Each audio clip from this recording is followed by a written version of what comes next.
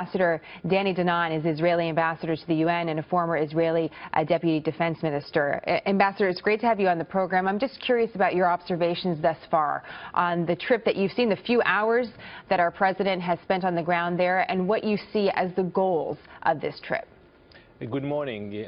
Thank you for having me. Indeed, it is a great historic visit of the president to Israel, and we appreciate that on his first visit abroad, he's visiting our country. We speak a lot about the bond between the Americans and the Israelis, about the shared values, but when the president is coming to Israel, when he's visiting the holy sites in the old city of Jerusalem, we appreciate that.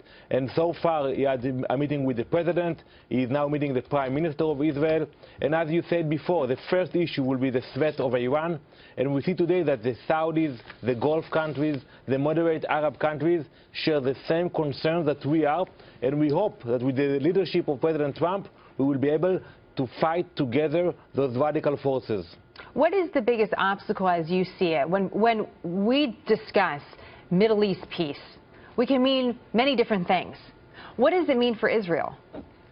Well, the hard part is to restart negotiations, to sit down with the Palestinians and to speak with them. Unfortunately, what we saw in the last few years, that they created a culture of hate, of incitement. Take, for example, the fact that today the Palestinian Authority, they still pay salaries for convicted murderers who killed innocent American citizens and Israeli citizens.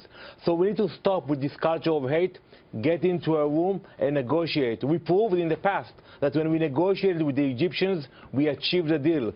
Same with the Jordanians. The only way to move forward is to stop the incitement and to start negotiating directly. In an effort for self-reflection, what do you think Israel can do better? Well, I think we should understand that there is needs in the other side. The government of Israel spoke about it, and we approved a few gestures before the president arrived to Israel.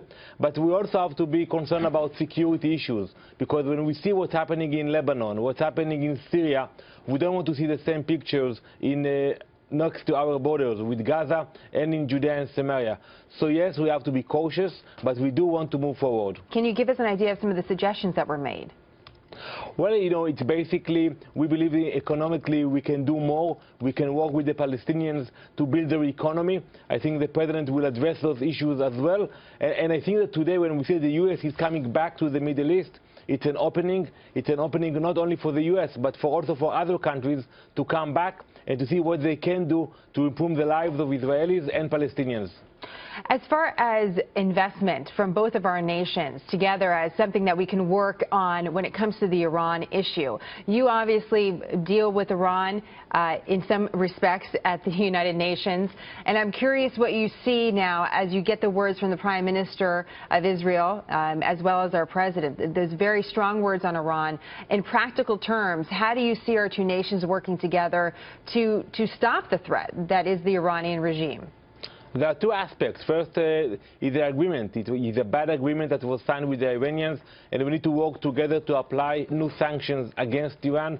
We follow the ballistic missile test. And the second aspect, Iran is funding terrorism.